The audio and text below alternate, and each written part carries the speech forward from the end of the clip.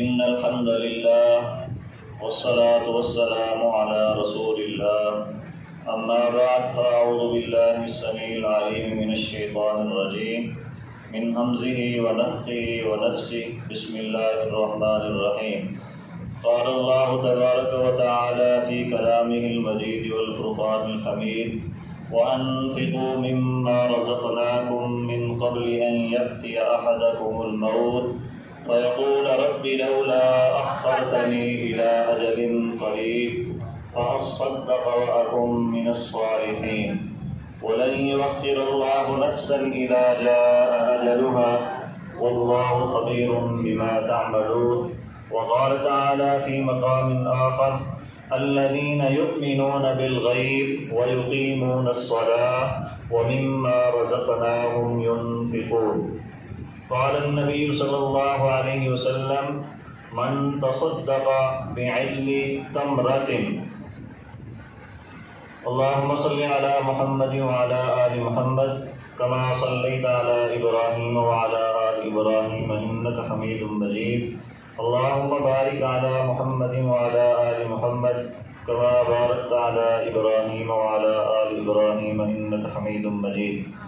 میرے انتہائی عزیز طالب علم،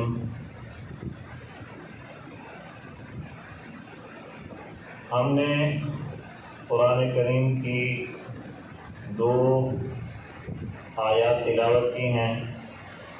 سورۃ المنافقون آیت نمبر 10 میں اللہ رب العالمین فرما رہے ہیں وَأَنفِقُوا مِمَّا رَزَقْنَاكُمْ، جو کچھ ہم نے آپ کو مال و دولت دی ہے اس میں سے آپ خرچ کریں.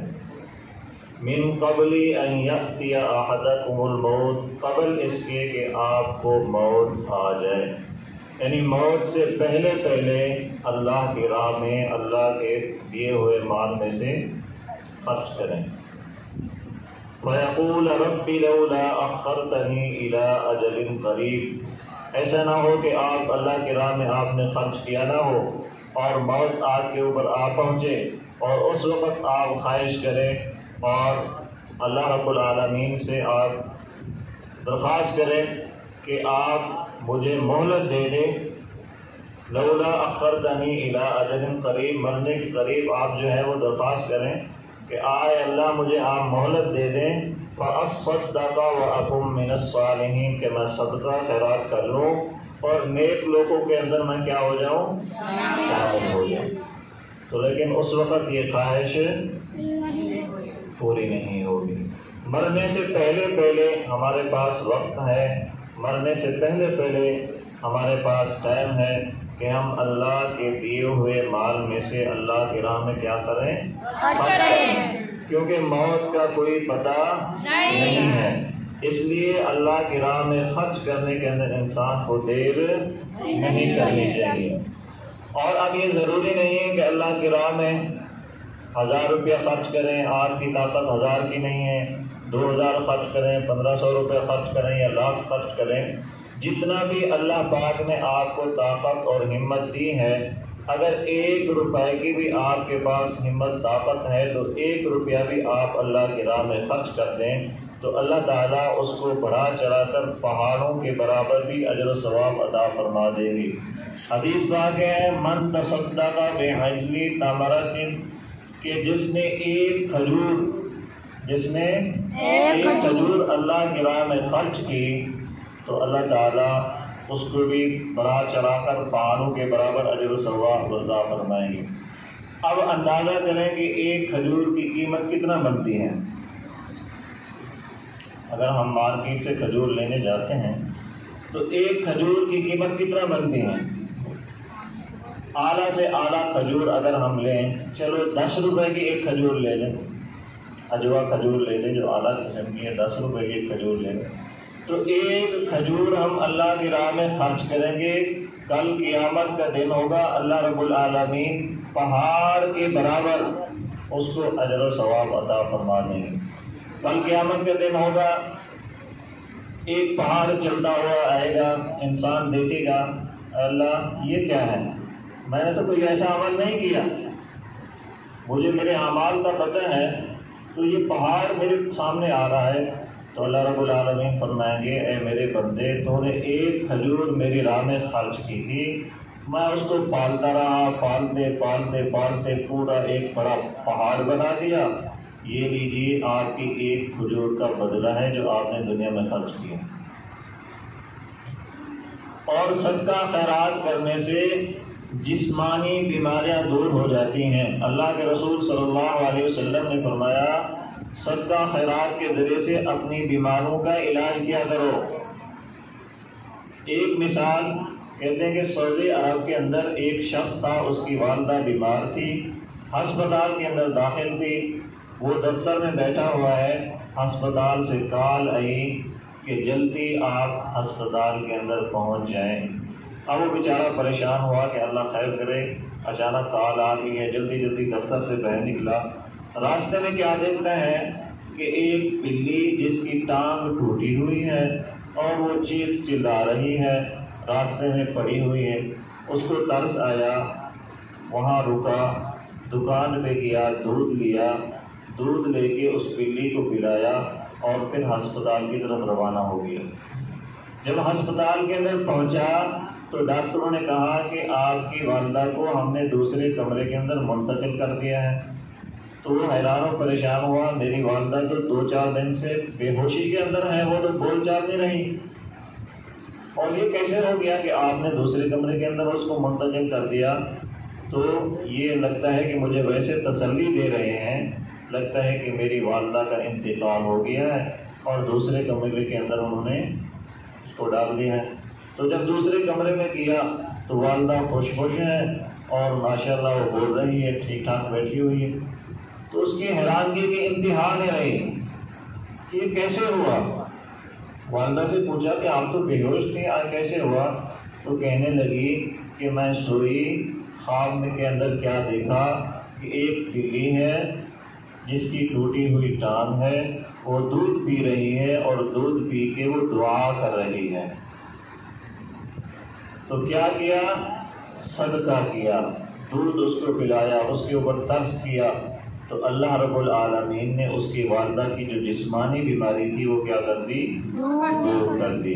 اسی طرح کہتے ہیں کہ ایک شخص کینسر کے مرض کے اندر مبتلا تھا، وہ دوسرے ملک کے اندر گیا، ڈاکٹروں سے جا کے انہوں نے چیک اپ کرایا، اپنے ٹیسٹ کرائے، تو ڈاکٹروں نے کہا کہ آپ نے اگر اپنے بچوں سے ملنا ہے تو مل لیں، ورنہ آپ کے چانس زندگی کے بہت کم ہیں، اگر ملنا چاہیں تو ضرور جا کے مل۔ انہوں نے کہا کہ میں نے اپنے بچوں سے ضرور ملنا ہے، ملنے کے بعد پھر دیکھی جائے گی۔ تو پھر واپس آیا، اپنے بچوں سے ملاقات کی، اور ایک دن کیا ہوا کہ کسائی کے پھٹے پہ گیا گوشت لینے کے لیے، گوشت لیا، اور کیا دیکھتا ہے کہ ایک عورت ہے جو گوشت کے ٹکڑے نیچے پڑے ہوتے ہیں نا، لوتھڑے وغیرہ یا دوسری چیزیں پڑی ہوتی ہیں گوشت کی، وہ وہاں سے اکٹھی کر رہی ہے ان کو، اور اکٹھا کر کے شاپر کے اندر ڈال رہی ہے۔ تو اس نے دیکھا اور اس کو ترس آیا اور اس کو منظر دیکھ کے بڑی حیرانی ہوئی، تو اس عورت سے پوچھا کہ آپ یہ کیا کر رہی ہیں؟ تو کہنے لگی ہر سال کے اندر ایک مرتبہ میں گوشت لے کے جاتی ہوں اور اپنے بچوں کو کھلاتی ہوں، اس مرتبہ میرے پاس اتنا ہمت نہیں تھی کہ میں کسائی سے گوشت لے کے اپنے بچوں کو کھلاؤں، اس لیے یہ جو نیچے پڑے ہوئے ٹکڑے ان کو اکٹھا کر کے لے جاؤں گی اور اپنے بچوں کو جا کے کھلاؤں گی۔ تو وہ شخص کسائی کے پاس گیا اور اس کو کہا کہ یہ عورت جب بھی آپ کے پاس آئے آپ نے اس کو گوشت دینا ہے، جتنا بھی چاہے اس کو دے دینا ہے، اور پیمنٹ آپ نے میرے سے لینی ہے، لیکن اس کو خالی نہیں موڑنا، اور آج بھی اس کو گوشت دے دیں۔ تو اس نے کہا کہ میرے پاس تو اب گوشت نہیں بچا، صرف ایک پاؤ گوشت بچا ہوا ہے، تو اگر یہ آپ چاہتے ہیں تو لے لیں۔ تو اس نے ایک پاؤ گوشت لیا اور اس عورت کو دیا کہ جا کے آپ اس کو پکائیں اور کھائیں۔ وہ گئی، کھلایا، اپنے بچوں کو پکایا۔ اب وہ شخص اپنے بچوں کو مل کے بہر ملک گیا انہیں ڈاکٹروں کے پاس جہاں سے وہ چیک اپ کرا کے آیا تھا۔ تو ڈاکٹروں نے چیک اپ کیا، دیکھا، انہوں نے کہا کہ کینسر نام کی آپ کے جسم کے اندر کوئی چیز بھی نہیں ہے، کیا آپ وہاں جا کے کسی ہسپتال میں داخل رہے، اپنا علاج کرایا؟ اس نے کہا واللہ میں نے نہ کوئی علاج کرایا، نہ میں نے کوئی ٹیسٹ کرایا، میں تو اس طرح کیا ہوں اور واپس آ گیا ہوں۔ تو ایک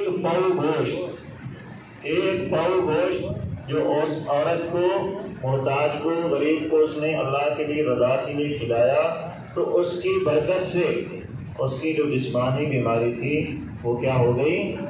دور ہو گئی۔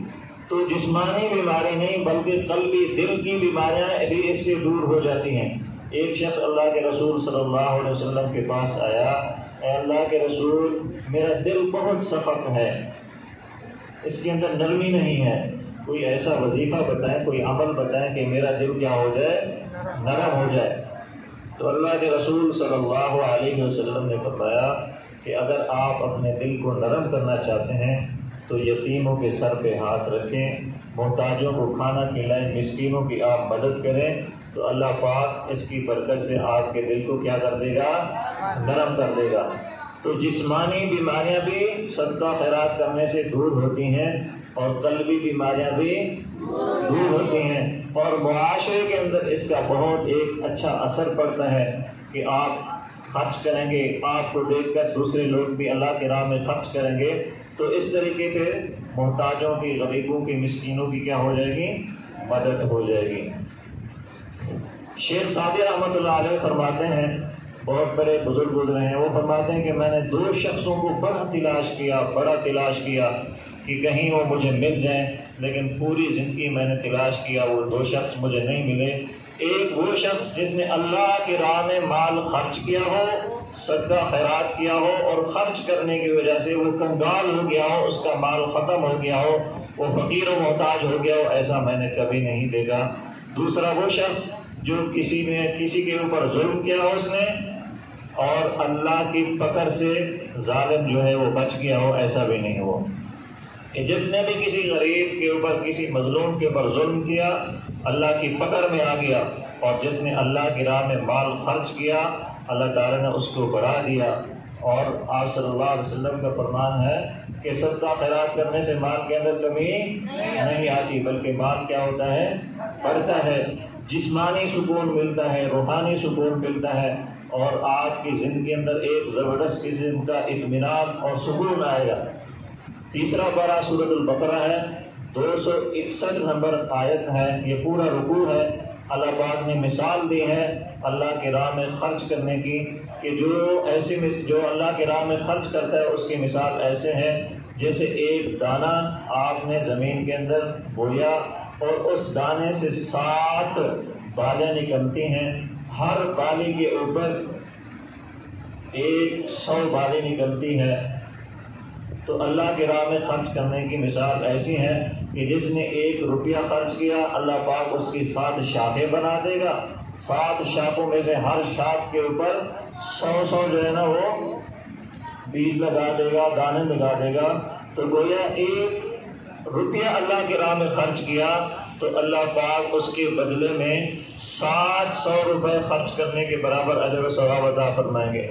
اور یہاں تک بس نہیں ہے، واللہ یضاعف لمن یشاء، اللہ چاہیں تو اس سے بھی بڑھ چڑھ کر اجر عطا فرما دیں گے۔ تو اللہ کی راہ میں خرچ کرنا، اللہ کی راہ میں غریب و مسکینوں کے اوپر خرچ کرنا، یہ بہت بڑا نیک عمل ہے۔ اور رسول اللہ صلی اللہ علیہ وسلم، صحابہ کرام، جتنا بھی نیک لوگ ہیں، سب کا یہی وتیرہ رہا ہے کہ وہ اللہ کی راہ میں کچھ نہ کچھ ضرور خرچ کرتے رہتے ہیں۔ سورۃ البقرہ کی آیت نمبر 3، الذین یؤمنون بالغیب ویقیمون الصلاۃ ومما رزقناہم ینفقون، یہاں 3 صفات بیان ہوئی ہیں اس آیت کے اندر، کہ ایک صفت تو یہ ہے کہ بن دیکھے ایمان لاتے ہیں، بن دیکھے ایمان لاتے ہیں۔ ہم نے جنت نہیں دیکھی، اللہ نے قرآن پاک میں فرما دیا، رسول صلی اللہ علیہ وسلم نے اپنے فرمان میں بتا رہے کہ جنت پر حق ہے، ملنی ہے، ہم نے اس کے اوپر ایمان لائے، ہم نے دیکھی تو نہیں ہے۔ اللہ کے قرآن نے بتایا کہ جہنم بھی ہے، ہم نے دیکھی نہیں، ہم نے اس کے اوپر کیا کیا؟ ایمان لے آئے۔ رسول اللہ صلی اللہ علیہ وسلم نے فرمایا کہ جہنم ہے، اس کے اندر یہ عذاب ہیں، ہم نے دیکھے نہیں ہیں، لیکن اس کے اوپر کیا کیا؟ ایمان لائے۔ پہلی صفت کہ بن دیکھے ایمان لاتے ہیں، جو نیک بندے ہوتے ہیں، پرہیزگار ہوتے ہیں۔ دوسری صفت یہ وَيُقِيمُونَ الصَّلَاةَ، نماز کو قائم کرتے ہیں۔ تیسری صفت بیان ہوئی وَمِمَّا رَزَقْنَاهُمْ يُنْفِقُونَ، اللہ کے دیے ہوئے مال میں سے کیا کرتے ہیں؟ خرچ کرتے ہیں۔ تو بیٹا بات یہ ہے کہ ہم نے بھی ابھی سے عادت بنا لینی ہے۔ 1 روپیہ ہے آپ کے پاس، آپ وہ 1 روپیہ اللہ کی راہ میں خرچ کر دیں۔ 10 روپے ہیں اپنی جیب میں سے اکٹھا کر کے 10 روپے کسی مسکین غریب محتاج کو دے دیں گے تو انشاءاللہ آپ کی جسمانی بیماریاں، قلبی بیماریاں بھی دور ہو جائیں گی۔ اللہ پاک آپ کے دل کے اندر قرآن کی نورانیت بھر دے گا۔ اللہ کی راہ میں خرچ کرنا، مسکین کے اوپر، غریب کے اوپر، مدارس کے اندر، مساجد کے اندر، تو اس سے انسان کی جو ہے نا ایک اچھی جو ہے نا وہ زندگی بن جاتی ہے۔ صدقہ رد البلا، بیماریوں کو دور کر دے۔ کہتے ہیں نا کہ بیمار ہو گیا، فلاں کو بخار ہو گیا، فلاں کو تکلیف ہو گئی، چلو جی صدقہ کرو۔ صدقہ کیا مطلب؟ کہ صدقہ کرنے سے بیماری دور ہو جاتی ہے۔ صرف ایک واقعہ یاد آ گیا، کراچی کے ایک بہت بڑے عالم گزرے ہیں، وہ بہت ہو کے اللہ ان کی قبر پہ رحمت فرمائے۔ اس نے خود بتایا کہ میری بڑی بیٹی جو ہے نا وہ بہت بیمار ہو گئی، ہسپتال کے اندر داخل تھی، کچھ سمجھ نہیں آ رہی تھی کہ بیماری کیا ہے اور اس کا علاج کیا کرنا ہے، بڑی پریشانی ہوئی۔ کہتے ہیں کہ میں نے ایک بیل پہنا اور اس کے بعد بھینسیں بھی کافی ہیں، وہ بھینسوں کا کام کرتے تھے۔ ایک بیل تھا جو میں نے قربانی کے اوپر پالا، قربانی کے لیے پالا ہوا تھا، اور اس کے لیے 2-3 آدمی میں نے خدمت کے لیے رکھے ہوئے تھے، اور قیمتی ترین جو ہے نا وہ ہمارا بیل تھا۔ تو کہتے ہیں کہ میں نے جا کے اپنے نوکروں کو کہا کہ اس بیل کو اللہ کی راہ میں ذبح کر دیں۔ تو کہتے ہیں وہ جو ملازم تھے نا وہ اس کی خدمت کر رہے تھے، انہوں نے کہا جی کہ اگر آپ نے اس کو ذبح کرنا ہے تو پھر ہم اپنی نوکری چھوڑ دیں گے۔ یعنی اتنا وہ محبت کر رہے تھے، اتنا پیار سے انہوں نے پالا ہوا تھا خدمت کی۔ انہوں نے کہا کہ آپ چھوڑیں نہ چھوڑیں، بلکہ اس کو اللہ کی راہ میں ہم نے خرچ کرنا ہے۔ تو انہوں نے ذبح کیا، اس کو گوشت تقسیم کیا، غریبوں مسکینوں کے اوپر تقسیم کر دیا۔ تو اس کے بعد ہسپتال کے اندر گئے تو کہتے ہیں کہ بیٹی کا ٹیسٹ کرایا اور زبردست قسم کا رزلٹ ہو گیا، اللہ پاک نے اس کو شفا عطا فرمائی۔ تو صدقہ خیرات کرنے سے بیماریاں کیا ہو جاتی ہیں؟ ٹل جاتی ہیں، دور ہو جاتی ہیں۔ تو اس لیے اب جب جمعہ کا دن ہوتا ہے تو سارے لوگ جو ہے وہ اپنے دیے ہوئے، اللہ کے دیے ہوئے مال میں سے کیا کر رہے ہوتے ہیں؟ خرچ کر رہے ہوتے ہیں۔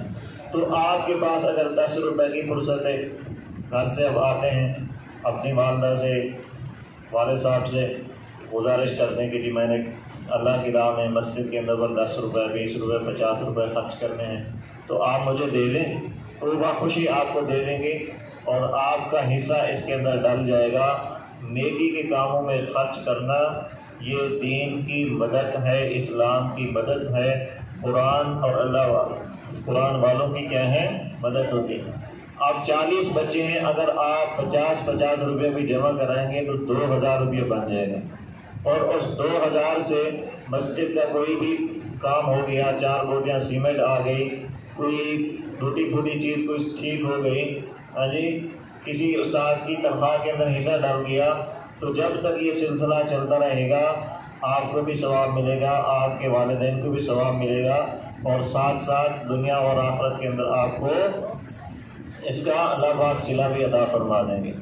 تو اس لیے مساجد کے اندر بھی ضروری نہیں، کسی مسجد کے اندر آپ قریب رہتے ہیں، جمعہ پڑھتے ہیں، تو آپ اپنی، ایک ساتھی بتا رہا تھا کہ انہوں نے اپنی عادت بنائی ہوتی کہ وہ اپنے 2 بچوں چھوٹوں کو ساتھ لاتا ہے، جمعہ پڑھتا ہے، اور 50 روپے ایک کو دے دیا، 50 روپے دوسرے کو دے دیا، آپ نے جو ہے نا یہ چندے کے اندر ڈالنے ہیں اور خرچ کرنے ہیں۔ تو اس سے کیا ہو جائے گا؟ اس کو عادت بن جائے گی، وہ بڑے ہوں گے تو اس طرح کیا کرتے رہیں گے؟ اللہ کے راہ میں خرچ کرتے رہیں گے، اور اللہ کے راہ میں خرچ کرنے سے مال بڑھتا ہے، کم نہیں ہوتا۔ تو انشاءاللہ ہم سب نے غریبوں مسکینوں کے ساتھ تعاون بھی کرنا ہے، مساجد مدارس کے ساتھ بھی ہر وقت کیا کرنا ہے؟ تعاون کرتا ہے، اور یہاں بیٹھ کے ہم پڑھتے ہیں، آپ اس کے لیے دعا بھی کیا کریں کہ اللہ اس مسجد کو آباد کر دے، زیادہ سے زیادہ یہاں کے لوگ نماز پڑھنے آئیں، زیادہ سے زیادہ یہاں پہ درس دروس ہوں، اور لوگ جو ہے نا یہاں سے دین کا فائدہ اٹھائیں، پورے محلے کے اندر جو ہے نا اس کی خیر و برکت جائے اور یہاں سے لوگ فائدہ اٹھائیں۔ تو اس کے لیے ساتھ ساتھ ہم نے کیا کرنی ہے؟ دعا بھی کرنی ہے۔ اللہ تعالیٰ ہم سب کو صدقہ خیرات کرنے کی، اللہ کی راہ میں خرچ کرنے کی، غریبوں مسکینوں محتاجوں کے اوپر خرچ کرنے کی، ان کی ہمدردی کرنے کی توفیق عطا فرمائے۔ وآخر دعوانا ان الحمد للہ رب العالمین۔